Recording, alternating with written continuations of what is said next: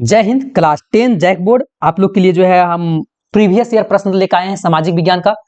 Original प्रश्न जो आप लोग का 2024 के एग्जाम में पूछा गया था, ठीक है। फाइनल एग्जाम 2024 में जो पूछा गया था उसका प्रीवियस ईयर हम लोग के पास क्वेश्चन है और इसमें हम लोग देखेंगे कि आखिर किस तरह से प्रश्न पूछा गया था क्लास 10 में मैट्रिक एग्जाम में। और इससे आप लोग का अंदाजा भी लग जाएगा कि मतलब जो है जैक कैसा हार्ड प्रश्न पूछता है या इजी प्रश्न रहता है। और इसका पीडीएफ जो है आप लोग को जो है ग्रुप में मिल जाएगा। और आप लोग अगर जो विद्यार्थी क्लास 11th में जो है एडमिशन कराने के बाद वो आर्ट्स अगर सब्जेक्ट लेंगे तो उसके लिए जो है ग्रुप बना दिया गया है, आप लोग वहां ज्वाइन कर सकते हैं। आप लोग को सारा चीज पढ़ने का मटेरियल वहां मिलेगा। तो चलिए हम लोग शुरू करते हैं। सबसे हम लोग पहले तो पैटर्न तो आप लोग का सेम उसी तरह से है जैसे पिछला बार था। पहला प्रश्न है कि यूरोपीय महाद्वीप का सबसे जो है ना, यूरोप महाद्वीप का सबसे प्रभुशाली वर्ग निम्न में से कौन था?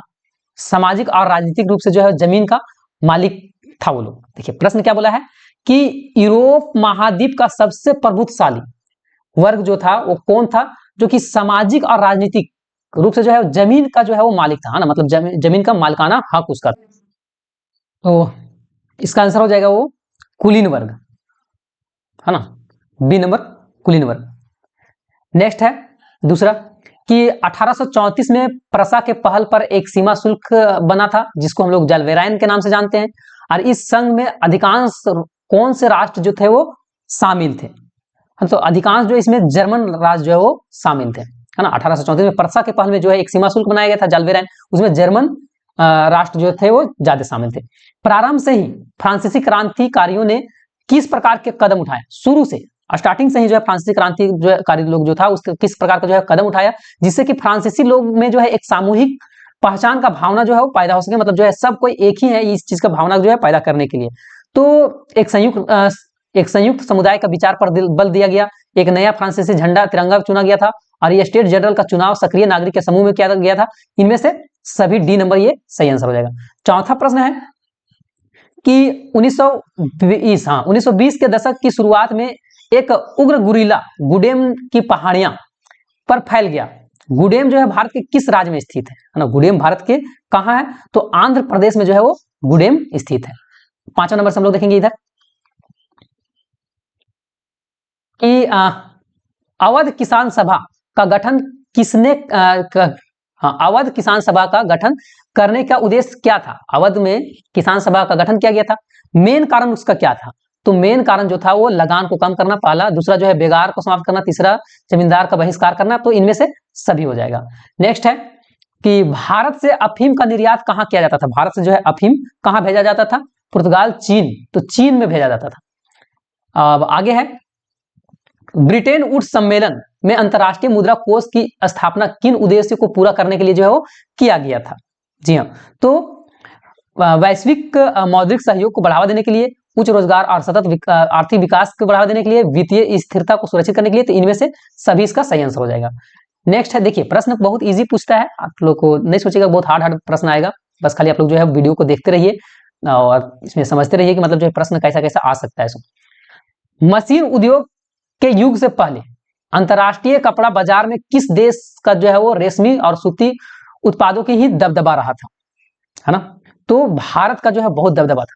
किस चीज के लिए? जब मशीन उद्योग से पहले, जब मशीन जब नहीं आया था उससे पहले जो है कपड़ा के लिए जो भारत का जो है रेशमी सूती ये कपड़ा बहुत ज्यादा जो है वो मांग था। गुटेनबर्ग द्वारा मुद्रित पहली पुस्तक कौन सी थी, है ना? गुटेनबर्ग सबसे पहले जो है वो कौन किताब को छापा था?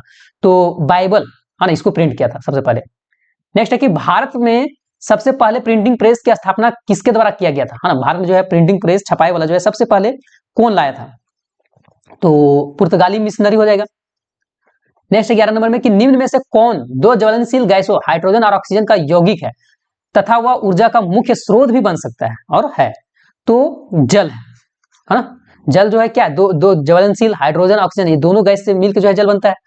नेक्स्ट है कि संसाधन जो किसी प्रदेश में विद्वान होते हैं परंतु इसका उपयोग नहीं किया गया है, वे किस प्रकार के जो है वो संसाधन माने जाते हैं? मतलब किसी प्रदेश में विद्वान है लेकिन वो यूज नहीं किया जा रहा है तो उसको हम लोग संभावित संसाधन बोलते हैं।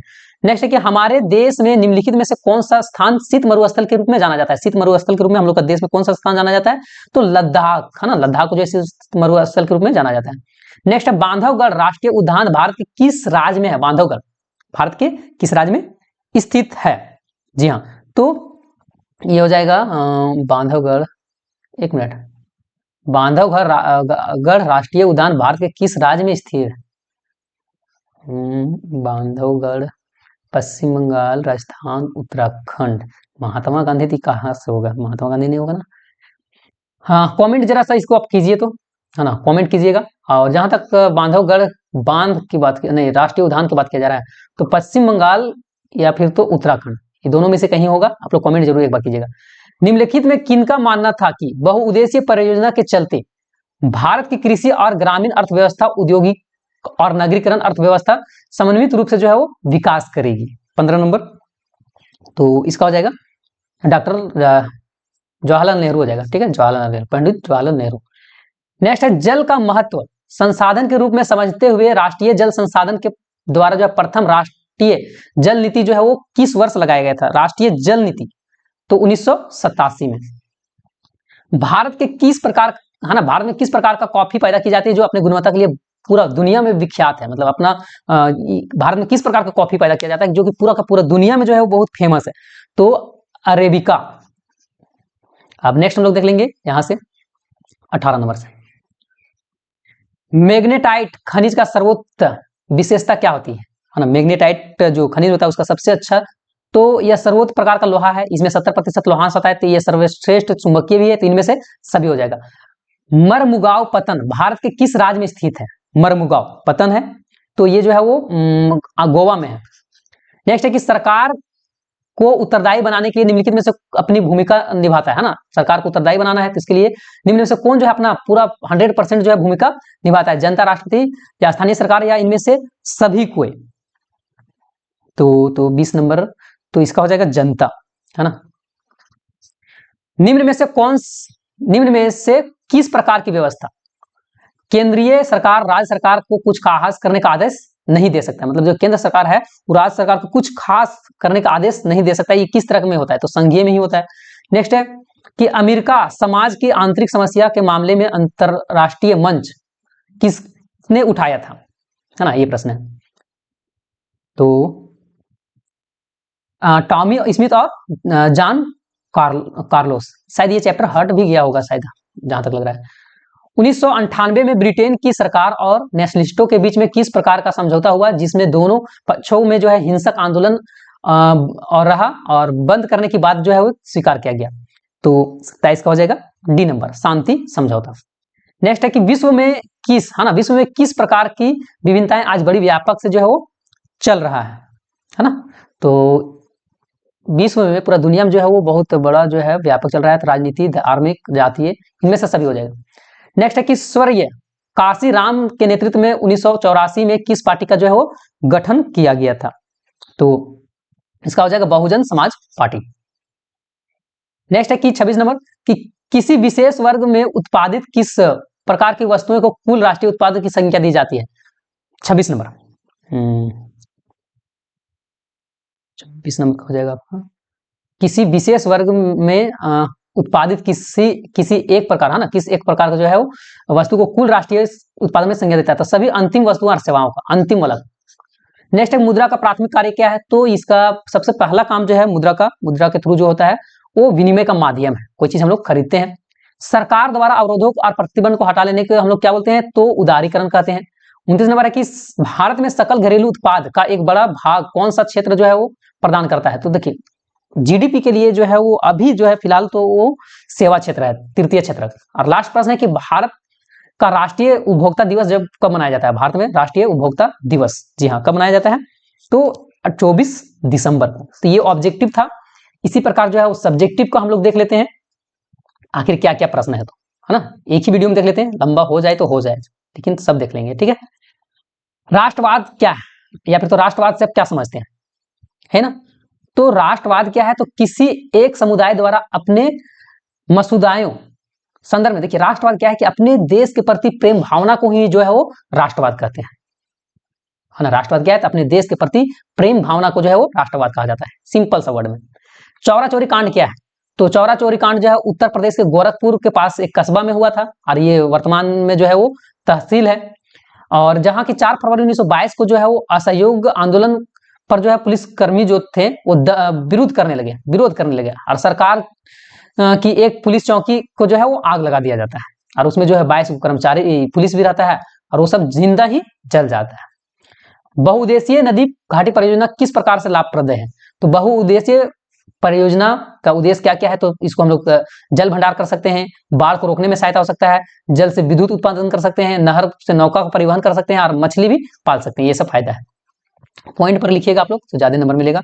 भारत में कृषि की प्रमुख ऋतु कौन कौन सी थी, है ना? तो सबसे पहले तो खरीफ ऋतु जो है, जो कब ये शुरू होता है, खरीफ ऋतु जो है बरसात के समय में जो है वो शुरुआत होता है और इसमें हम लोग जो है क्या क्या लगाते हैं, तो धान, ज्वार, मकई, मूंगफली, जूट, कपास ये सब लगते हैं। उसके बाद जो है वो रबी फसल, ये जो है वो कब शुरू होता है, तो वर्षा ऋतु के बाद, मतलब जब जाड़ा है ना, ठंडा जब शुरू होता है, ठंडा के समय में रबी फसल लगता है। इसमें गेहूं, चना, मटर, सरसों ये सारा चीज लगता है। पीडीएफ आप लोग को मिल जाएगा ग्रुप में। लोकतंत्र के लिए राजनीतिक दल क्यों आवश्यक माने जाते हैं? तो लोकतंत्र में देखिए, अगर राजनीतिक दल नहीं रहेगा तो चुनाव किस चीज से लड़ेगा? चुनाव लड़ने के लिए चाहिए ना, और एक अपना कुछ पहचान होना चाहिए कि हम इस पार्टी से जो है वो चुनाव लड़ रहे हैं। सांप्रदायिकता से आप क्या समझते हैं? सांप्रदायिकता का मतलब होता है कि राजनीतिक धर्म का इस्तेमाल करना, है ना। राजनीति में जो है वो धर्म का इस्तेमाल करना, मतलब जो है कोई पार्टी जो है एक धर्म को लेकर चल रहा है, कोई दूसरा का धर्म को लेकर चल रहा है, तो मतलब धर्म पर जो है वो राजनीति करना ही सांप्रदायिकता कहलाता है। नेक्स्ट है कि राष्ट्रीय आय का परिभाषा दीजिए। तो देश के जितना भी आय है, मतलब देखिए, राष्ट्रीय आय का आर्थिक विकास का एक प्रमुख सूचक माना जाता है। किसी भी देश में जो है एक वर्ष के अवधि में, एक साल में जितने भी लोग कमाए हैं या फिर तो जितना सेवा दिया गया है उस सबको जोड़ दिया जाता है, तो उसी को हम लोग बोलते हैं राष्ट्रीय आय। जल जो है एक किस प्रकार से दुर्लभ संसाधन है? तो जल जो है एक दुर्लभ इसलिए बोला जाएगा, पृथ्वी को जो है जलग्रह भी बोला जाता है, परंतु 96.5% जो है वो 7 महासागर में ये जल है ना। यातायात का छोड़ के इसमें किसी प्रकार को जो है वो फायदा नहीं होता है पानी से। और हम लोग का जो पीने योग्य पानी है वो 2.5% है, जिसमें कि जो है वो 2.5% का जो है 70% तो बर्फ ही बना हुआ है। बाकी जो है वो 30% जो है वो नदी, तालाब ये सब में है, जो कि बहुत कम है। अब आगे हम लोग देखेंगे यहाँ से 3-3 नंबर का, फ्रांसीसी क्रांति का मुख्य परिणाम क्या था? फ्रांसीसी क्रांति क्यों हुआ था? तो फ्रांसीसी क्रांति का अनेक कारण से हुआ था। फ्रांसीसी क्रांति सबसे पहले फ्रांस में राजशाही को जो है समाप्त करना चाह रहा था, लोकतंत्र को स्थापना करना चाह रहा था, इसके चलते। दूसरा आगे है 40 नंबर में कि कॉर्न लॉ क्या था, इसको क्यों समाप्त किया गया? तो कॉर्न लॉ एक तरह ब्रिटेन के द्वारा जो है वो बड़े भूस्वामियों के दबाव में सरकार जो है मक्का पर जो है आयात पर प्रतिबंध लगा दिया था। मतलब मकई जो है ब्रिटेन में नहीं आएगा। अब मकई जो नहीं आवे लगा तो बाकी जिसके पास मकई यहाँ रहता था या फिर तो जो अमीर लोग था वो तो खरीद लेता था, है ना, लेकिन गरीब लोग, महंगाई बढ़ा तो नहीं खरीद पा रहा था। और उसके बाद जो है कॉर्न लॉ को जो है वो समाप्त कर दिया जाता है। भूख सब जो है हड़ताल में बढ़ जाता है। भूख जो है ना, भूख हर आदमी को जो है वो क्या क्या नहीं करवा देता है। तो सबसे पहले तो कॉर्न लॉ जब लागू हुआ था उसमें दूसरे जगह से तो मकई नहीं आएगा, और जब मकई नहीं आने लगा तो यहाँ महंगाई होने लगा, लोग जो है वो खाने के लिए जो है दिक्कतें होने लगा, बीमार पड़ने लगा। वन संरक्षण के 3 कारगर उपाय बताइए। वन संरक्षण हम लोग कैसे कर सकते हैं, वन को कैसे बचा सकते हैं? सबसे पहले वृक्षारोपण, वृक्ष को लगा के हम लोग जो है जंगल को बचा सकते हैं। वनों की कटाई पर रोक, ज्यादा जंगल को नहीं काटेंगे, उसके चलते भी बचा सकते हैं। वन को आग से बचाना है, महुआ का समय भी आएगा तो देखना कितना आग लग जाएगा। सत्ता का साझेदारी क्यों जरूरी है? तो सत्ता का अगर साझेदारी नहीं होगा तो फिर वही बेल्जियम और श्रीलंका में जिस तरह से हुआ था उस तरह से हो जाएगा, है ना। खैर तो बेल्जियम में तो सुधार भी किया गया। तो सत्ता में जो है जनता की साझेदारी लोकतंत्र के आधार है। जब जनता को राज्य के कामकाज में भागीदारी मिलती है तो जनता राज्य के मामले में अधिक रुचि लेती है। इसलिए संघ सूची से आप क्या समझते हैं? तो संघ सूची जो है, इस सूची में जो है वो राष्ट्रीय महत्व को रखा गया है। मतलब इसमें जो भी विषय रखा गया है वो केंद्र सरकार ही इस विषय पर जो है वो काम करेगा। और संघ सूची में जो है अभी 97 विषय थे, लेकिन अभी फिलहाल जो है 100 विषय हो गए हैं। 97 थे, 100 हो गए हैं। अब नेक्स्ट है कि परंपरागत और गैर परंपरागत ऊर्जा के स्रोत में अंतर करना है ना। तो परंपरागत क्या है? तो परंपरागत जिस स्रोत का उपयोग मनुष्य पहले से ही करते आ रहा है उसको परंपरागत बोलते हैं। और गैर परंपरागत तो ये जो है वो हाल फिलहाल में जो है वो ऊर्जा में आया है। नेक्स्ट है कि इस स्रोत का भंडार सीमित है लेकिन इसका भंडार सीमित नहीं है।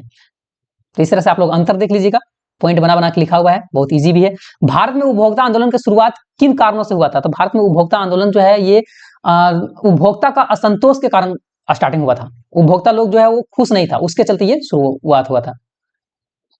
नेक्स्ट है विश्वव्यापी आर्थिक महामंदी का भारत पर पड़े 3 प्रभाव बताना है। विश्वव्यापी आर्थिक महामंदी में क्या क्या प्रभाव पड़ा? तो पहला कि उपनिवेशिक भारत में कृषि जो है, उपनिवेशिक भारत के कृषि वस्तुओं का निर्यातक तैयार मालों का आयात बन चुका था। और महामंदी में भारतीय व्यापार को प्रभावित कर जो है 1928 से 34 के बीच में जो है देश का आयात घटाकर जो है वो आधा रह गया था। और बहुत सारा पॉइंट है, आप लोग एक बार पढ़िएगा। नेक्स्ट हम लोग 5 नंबर वाला देखेंगे, जर्मनी के एकीकरण की प्रक्रिया को संक्षेप में वर्णन करें। और ये जो है जर्मनी के एकीकरण वाला जो है हम इसमें भी बताएं आप लोग का, है ना, मॉडल सेट में भी ये प्रश्न है।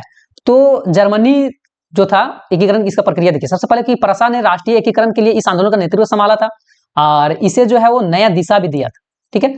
और जिसने प्रसा की सेना तथा नौकरशाही को सहायता भी लिया था, है ना। प्रसा का प्रमुख जो है ऑटोमान बिस्मार्क इस प्रक्रिया का जनक भी कहलाता है और ये अलग अलग नौकरशाही सब से सहायता लिया। 7 साल में लड़ाई लड़ा, ऑस्ट्रिया, डेनमार्क, फ्रांस सब जगह से लड़ा और उसके बाद विजय हुआ। और 18 जनवरी 1871 को वर्साई में हुए एक समारोह में जो है वो प्रसा का राजा विलियम्स प्रथम को जो है जर्मनी का राजा बना दिया जाता है। उसी प्रकार जो है भारतीय अर्थव्यवस्था में कृषि का क्या महत्व है, कृषि का जो है विशेषता लिखना है। तो कृषि का महत्व क्यों नहीं रहेगा, जितने भी लोग हैं वो लोग खाना तो खाते हैं, तो खाना कहाँ से आता है, जो हम लोग अनाज खाते हैं वो कहाँ से आता है, तो खेती करके आता है।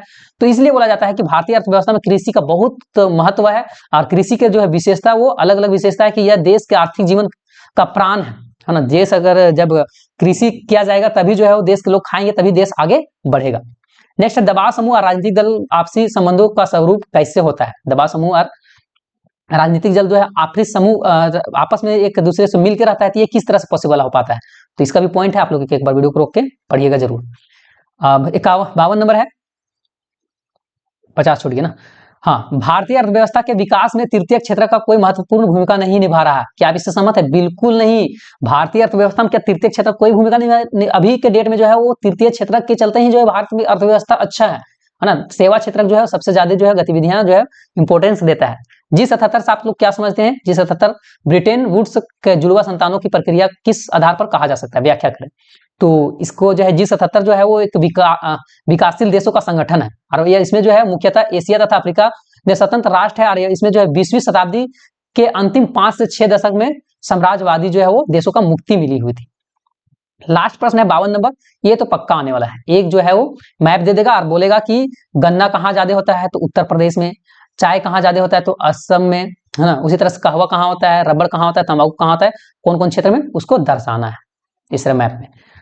तो इसका पीडीएफ जो है आप लोग को डाल दिया जाएगा, आप लोग उसमें ग्रुप से देख लीजिएगा और इसी तरह से जो है इसी बेस में आप लोग का एग्जाम भी होगा। तो हम लोग मिलेंगे फिर नेक्स्ट वीडियो में, तब तक के लिए जय हिंद, जय भारत, जय झारखंड, जोहार झारखंड।